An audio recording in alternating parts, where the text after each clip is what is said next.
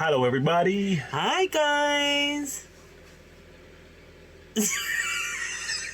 I did that for you to get an opportunity to get to know us better as husband and wife, mum, dad, Ren, John. Yep. We would do the husband and wife tag. So we've gone online, had a little look between us, and we've picked what we think would be probably the best questions for you to get a bit more of an insight from us. So we will be looking down and up at the questions because they're on our phone, and we'll answer them the best we can. Also, wanted to say a massive thank you to those of you who have already subscribed. We appreciate you. We will try and upload a video one every week, but as you know, family life and schedules is not always possible, but we will do our very best. Thank you for all your views, especially those in Mexico. Thank you. And we will continue to hopefully share our lives and obviously comment. Please comment. Give us some sort of some questions and anything you want to know about us, and we will honestly share with us. With you. And it will be a blessing to interact with you guys. So if you comment, we'll comment back. First question. When did we meet? Ooh, technical question. Technically, we first met. We have a mutual friend and friends actually. So Renee knew one member, I knew the other member. I knew the male, she knew the female, and they happened to be getting married, and they included Renee as part of the bridal party, and likewise I was part of the bridal party on the male side, the groom's side. As a result of being part of the party, there were meetings to get their wedding organised and put together, and so I believe that would have been the first time I met you. Was that not the first time? Yeah, that's the first time we met, as in had interaction. As in, hi, I'm Renee. Hi, I'm John. Cool, I'm a bridesmaid. Cool, I'm a groomsman. Very true. That's the first time we had conversations, yeah? We're being so specific about saying it like that because our paths have actually crossed many a times beforehand. But I don't know, maybe we'll save that to another time, maybe. we could save it for another. Oh, well, we could touch on it a little bit and Yep, see. okay. Shall I? Yeah, go on, go on. Okay, so obviously from our dating process, we talked about events and stuff that we'd been to. John and I, our birthdays are close. They're 10 days apart, and one of the events we went to was the comedy show, Kojo's Comedy Club. I used to be a Kojo's angel. You know, that's a long story, but that's a video in itself. I used to be there every Sunday, but obviously that Sunday I was there, it was my birthday week that turned out to be John's birthday week, so we were both called up at the front. Now, as you can see, I've got blonde hair. I used to have blonde hair back in the day, so I haven't got a face that you will forget because I've got blonde hair. Yep. So we discussed and found out and realised, or John probably more remembered than I did, that we were called to the front for the birthday shout out together. Yep. Birthday parties, we've been to the same birthday parties. Yep. Went to a Busta Rhymes concert. It was a basketball midnight madness. Yeah. In Wembley, or no, not Wembley. It was Wembley. Yeah. Yeah. And we were both in the same vicinity. Didn't know until years after we had your conversation with each other, and you realise, wow, I was there too. So we met specifically on one occasion, but we've had a lot of, as my wife said, a lot of encounters where we've been in the same environment, in the same room, but not knowing each other. Mm-hmm. Okay, so question number two. Sorry. Okay, so I'm asking you this, and then you can ask me this. So, what was your first opinion of me? My first opinion. Now, this is one of those cliche moments because I used it in my speech. So Renee shouldn't be, it shouldn't be foreign to Renee. But when I first saw her, I was at the bride and groom that we know that got married. They were getting ready for their big. It was part of their traditional. And I looked over and I saw her in the distance going down the hallway, and I thought, wow, this woman is stunning. And there was a conversation between me and God. Only God knows what was being said. And I thought, this girl is absolutely stunning. And that was it. So it's funny because I look back on it and think, only God knew that conversation I had. And I remember seeing her in the distance thinking, oh, if I only had an opportunity to speak to her. And I remember she was holding a little baby at the time. And then another mutual friend came over to be around her and speak to her. And I thought, oh, maybe they're together, maybe they're friends, etc., etc. I didn't think anything of it, so I kind of just pushed her in the corner, and in my mind anyway, I thought, I'm not gonna get a chance. It is what it is. Pushing above my weight, as you can see, but it's all good. So my first impression was she's absolutely stunning, and thanks, keeping it moving. Adding on to that, obviously while she was at the front of the room, everyone was dancing, doing the 1-2 step. And I remember I thought to myself, let me try and get my face seen so she could see me. And I started to do my 2-step, started to do my little dance moves. And she didn't notice me.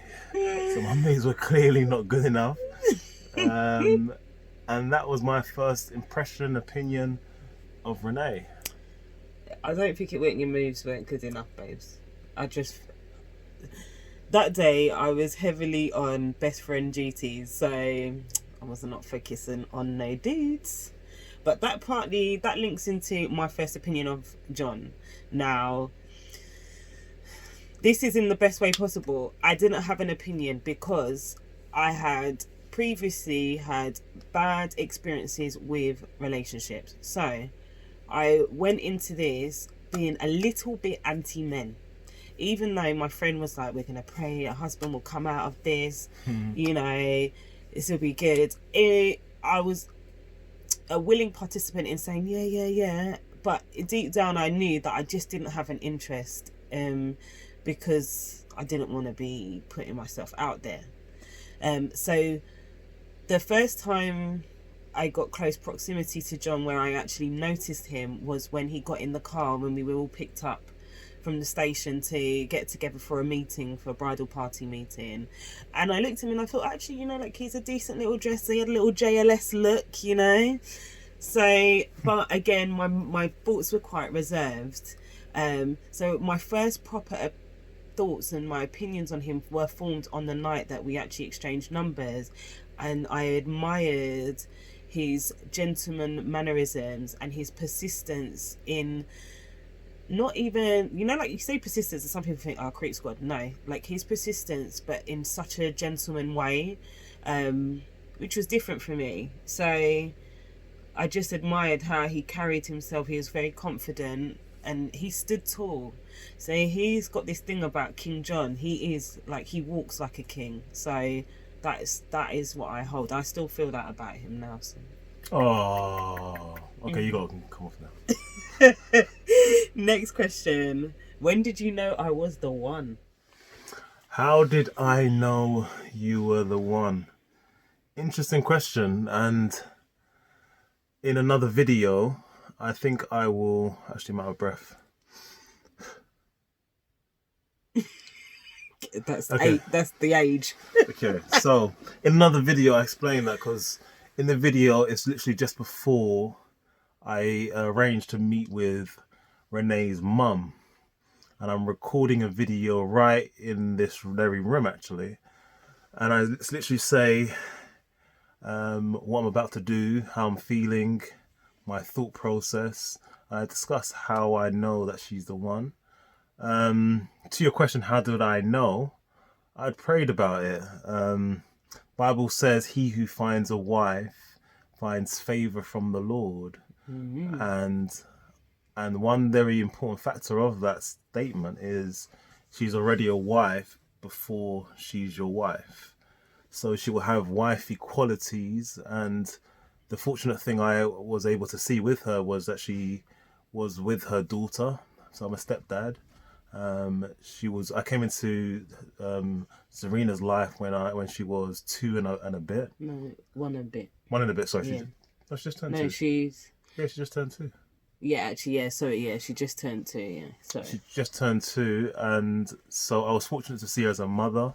So I thought, wow, amazing mum. Saw her as a daughter, saw her as a friend to me and other people, saw her as a sister to as a big sister. So the point I'm making is I saw her in different formats, and that kind of formed my decision quite early on. So I knew quite early on, but in this whole dating arena, you never know if someone's crazy. So my thought process was, even though I've committed it into God's hands to know that she is the one, let me just wait it out, just to make sure that it's not my feelings getting the best of me. So let me go through what is described as the 4 seasons of life, or the 4 seasons, and let me see how things progress. We need to have our little arguments every now and again. You need to see me in good times and bad times, and vice versa. And through that, if we still stand strong, it's meant to be. And we're here today, so there you have it. Amen. Back to you, same question. How did I know John was the one? A little bit of the same. Had to pray. Also, I have this thing, and you'll hear about it in future videos when we talk about our individual stories. I always talk about asking God to give me the feels, and the feels is basically when I feel comfortable in a decision, or I feel comfortable in a direction that my life is going down.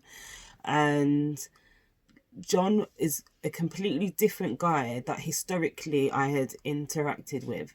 So it was always wondering, is this the right, is this the right way for me? And another thing that I, asked God to show me was give me the comfort that I needed in this relationship. And to elaborate, and that is basically, my eyes never get steered. Now, not that I was ever a female that would be in a situation and every minute my eyes is there. No.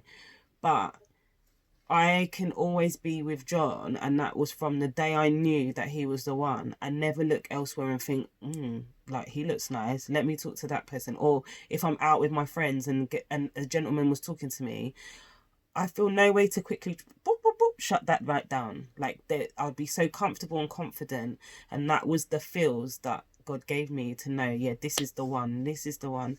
And he's improved me, he's balanced. We are literally either side of the scale. He balances me. There's attributes. I'm such a laid back, I'm like what I call myself a hippie of life, because I'm so chilled, I'm so laid back, and my approach is today. Whereas John is more of a planner, and he's balanced me. So I looking at all these attributes that he's adding to my life, and what he's enabling me to add to his, and give me those good feels that I knew that he was the one, and this is who God had called to be my husband. So yeah. Wow, I feel like I said a lot there. You did. Sorry. So the next question. Okay. How long did it take to plan the wedding? Well, we both know this answer. Took a year. Yeah. What, a year and a squidgen? Yeah, a year and a bit. We will do another video on this because I think it's quite important. I want to be a bit open in saying this. I'm an accountant, so you'd think he has a bit of money, but in real terms, when I was at the point of proposing, I was still doing my exams and I was still building my career, so to speak. With that said, I didn't have a massive amount of money to propose with. So with the last bit of change I had in my pocket, so to speak, I got the ring. I spent a lot of my money on the ring, and then the next stage was planning for the wedding. Now, for those of you you've met the perfect girl, the perfect one to be in your life, sometimes it's a discouragement when you think of how much a wedding can cost. And looking back on it, the first thing we had to do was give it to God. We told our pastors, they prayed with us. And the second thing we did was just trust God on the process. So we planned with it. We said we put a time scale together. We spoke to friends and family. We were able to relatively save X amount of money. And in real terms, our wedding in total, including the honeymoon, came to about between 12 and 14,000. And we have so many friends and family that came away from our wedding saying it was the best wedding they've ever experienced. And we'll show you pictures of it in another video. But the point I'm making is I've got other friends that have done 30, 40, 50. And to be honest, it's not a competition. you do things within your means. But I guess what I'm saying to you, and as I said as me and my wife went on the journey, it's about what works for you and the other person. So for me and Renee, it was very much, let's plan within this year. Let's work within our means. We don't want to take out a loan. We don't want to get into any debt. There's life after marriage. So we need to, I was always thinking, or we were always thinking, once we get married, what happens thereafter? You need to be able to eat. You need to eat. You need to be. The thing is, our situation was unique in that we were both living with our parents at the time. We moved at the point of getting married. We went on our honeymoon and we moved straight into our house. And at the point of moving into our house, we were renting at the time. We moved into a house. Oh, sorry, or masonette. And we moved in. At that point of moving in, we had to buy everything from scratch, so furniture. And we had enough saved to literally move into the house and have everything set up: the room, the tables, the TV, all that kind of, all the stuff cosmetic stuff that you have in a house. So we kind of had everything set up. But in terms of the wedding itself, it cost, and including the honeymoon, between 12 and 14,000, and that's not a lot of money when you compare the cost of weddings right now. So the venue, I've got a spreadsheet that I'm happy to share with anyone that was prepared to ask. So if you asked a question and you want to see the spreadsheet, if it's quite a few of you that ask, I'll add it as a link below. If it's only one or two people that asked for it, I'll directly send it to you in a separate message, because I think it's good for you to see that it is possible. And it's about you and the other person. Yeah. And anything? I mean, we suppose you could do like we could do a video. If there's any interest in a video about budgeting and ways to cut costs, but not cut on quality. We could do a video on that, because we both brought things to the table that helped to make the costing like lower than what it could have turned out to be. So just as an example, my wife I didn't realize this until we got married, but she's super creative. So as a result of her creativity, she was able, what's the middle thing called on the tables? The centerpieces. The centerpieces. We didn't have to go external to get centerpieces, the cloths for the tables. All of this, my wife was able to research and source and cut a lot of those cosmetic costs right down, even down to the flowers, because she was always thinking of how to make things cost effective. And now from an accountant brain, I'm thinking, this is why I'm marrying you, bro. But yeah, we'll definitely go into those stuff deeper. If there's an interest in it, we can go into it much deeper. I've still got links of all the things I purchased, what suppliers I went to and stuff like that. So yeah, we can do that on another video. So next question, so we can move along swiftly. When did we get married? 11th of April 2015. Yep. Yeah, that's you know. Next question, how long have we been married? Well, we got married in 2015. So you have to count it, is what you're saying. I'm an accountant, I have to go backwards. 2015. Wait, so you don't just out of your head? 2015, and we're in 2020 now, so it's going to be 5 years. You should have just known it off the top of your head.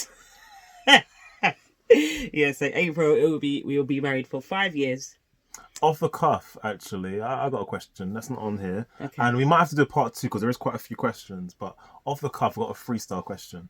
My wife doesn't know this is coming. So she might have actually pre-prepared these questions for me, so I don't know what was on there. But I did not. Anyway, what is marriage like? Now, I can only imagine, I'm saying it because I can only imagine there are a lot of people that wonder, what is marriage like? Because to be honest, I say that I asked the question because before I got married, I never really knew what marriage was like.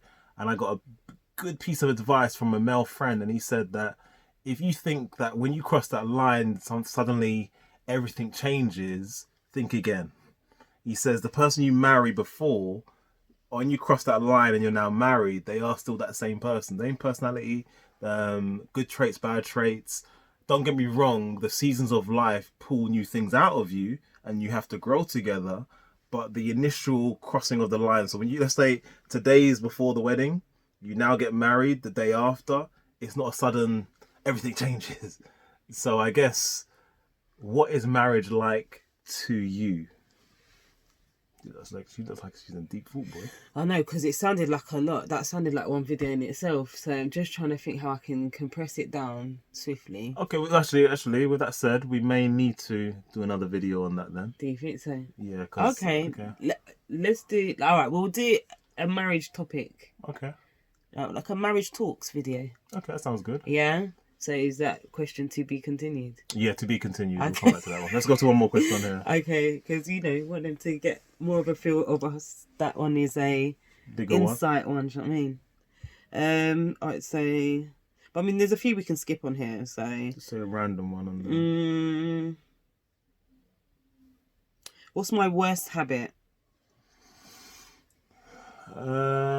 Worst habit. What pops to mind first of all? Okay, interesting. I come in I'm one of those people where when I come in from a long day of work, I like to switch off and detox before I go. I don't like much noise. I like it to be peace and quiet. A bad habit would be, she doesn't do it as often as she used to. A bad habit would be when she used to sing all the time. And it's not the fact that she can't sing. She's actually got an okay voice. But it was more frustrating on the fact that I wouldn't be prepared for the level of noise that would be coming my way after a long day of work. I'm an introvert extrovert, so I draw energy and strength from being away from noise and people. And then I become extroverted once I've recharged my battery, so to put it. She's an extrovert by default, so she's a morning person. She wakes up in the morning, she's full of energy, full of life, and if I'm not ready for that, ooh, and if you're singing, ooh, okay. But anyway, so basically, he don't like no singing, anything, and I've passed on the baton of singing to Zarina. So, so what's mine is what's your worst habit? What's my worst habit? He's grumpy. Yes. He's grumpy. I want to say a lot of the time, but that doesn't mean that our marriage is miserable. It's just he's not a morning person, so he's grumpy. He hasn't eaten. He's grumpy. I'm hugging him too much. He's grumpy. Yeah, like it's just too much of something or not enough of something. He's grumpy. That is the worst habit. Yeah, you often call me an old man. Yep. I don't know where I get that from. My default is, yes, you're so right. That's put into a perfect sentence. Too much of something or too little of something. Yeah, that's very true. Mm-hmm. That's very true. That's a good observation, actually. What is my best habit or attribute? Best attribute is, without even thinking about it too tough, through and through, I know that you've always got my back and the kids' back without a shadow of a doubt. I don't have to think about it. I know that you've always got the house taken care of, the kids taken care of, and I have a sense of peace. So in any one situation, I know that you've always got them, or you've always got me. If I ever feel sick, I don't very often feel sick or get sick by God's grace. But she's always got me. She's always caring and nurturing in that context. So her best attribute, I won't say it's not her only best attribute, it's one of the best attributes, is the nature of her heart, I would say. And that's one of the things that drew me to wanting to marry her. Ooh, yeah, lyrics like that, you know the ones. But anyway, Silly. Question back at you. So your best attribute is being able to, trying to think of what the right word is. Anytime, so he just touched on, like, if he was sick, he knows I'll hold it down. He is very, very good because he's so organised at holding down the fort at a drop of a hat. Now, 2 recent occasions I've been really sick where I cannot fulfill my role as a mother and a wife properly. And John has like come through, full throttle. Like we are fortunate that we have the support of our parents, and they've always, anytime these issues have occurred, they've always shown willingness to support us. But he's always managed to just keep it moving on his ones and only call on them if it's an absolute necessary, and that necessary probably revolves around work, really. but I just admire his strength. He, you know, like they say, the husband is the cornerstone of the household. Like, I cannot ask for a stronger cornerstone than John, because we know Bars, that wow. when things are, you know, when the foundation's getting taken a little bit of a shaking, he definitely holds it together. So that is your, I think that's actually my best attribute for you. Like, you have got other good ones, but that is like my favourite. My favourite one. So maybe we just do 2 more and then, That's cool. yeah. And if anybody wants to find out anything else, you know, if you like me, like to get a little bit nosy up in there, I think we'll definitely do a drop part them 2 down below. because there's quite a few questions. Yeah. I'm just gonna try. We're gonna make it a good one. Do you get what I mean? Who's more likely to get into a fight? Ooh, that's a good one actually. Renee's fiery verbally. So she's very fiery verbally. So when we're driving and a car drives past and she feels like she's threatened or at risk. They don't use their indicators. Perfect example. She's very fiery. She'll go all guns blazing. And so she's fiery like that. If we're on road and someone barges into her or Zarina or Azariah, she's very fiery. She's ready to, I won't say fight per se, but she's ready to ask the question and challenge the individual, like, what are you doing? Something I love about her, because I know that the kids are always safe and protected in that regards. Who's more likely to get into a fight? I don't know, because I'm not one to jump into a fight straight away. I get irritated because I'm very level-headed. I like to believe I am anyway. So I don't see myself as someone that jumps into a fight without thinking it through. So but it's not saying jump. It's saying who's more likely. To say if the fight occurred, who's gonna be more likely? It's gonna be you. If my family is at risk, yes, it would be. Exactly. Who's more likely out of me and you? If we're talking physical fight, it's you. Our physical fight can't. Yeah, I'm the verbal. Yeah, she's verbal, and then she'll just hide behind me and say, "Can you help me, please?" No, I don't. If I needed to swing, it's not, isn't it? But we don't swing. We call to the Lord. So, but yeah, I think for that one, and we'll do one last question. Okay. Yeah. Would I prefer to stay in or go out on Friday night? That's a very interesting one, actually, because, as I said, I'm an introvert, extrovert. And me personally, I would say I would prefer to stay in most times. No, actually, tell a lie. It depends in the season. When it comes to winter, I don't like being cold. One of the attributes of me, I hate being cold. So during the winter, love being home, having the fire on, having warmth, being snugged up with this one. That's dream to me, in all fairness. However, in the summer, no, I don't like being indoors unless we're trying to save for something. I prefer to be outdoors. I like to know that I'm living life and there's life breathing. So during summer, I'm more of a let's go out, let's be somewhere. When I'm tired, let's go back in, let's go sleep. But generally speaking, that I'm more of a seasoned person. So Friday night depends on the season and the weather.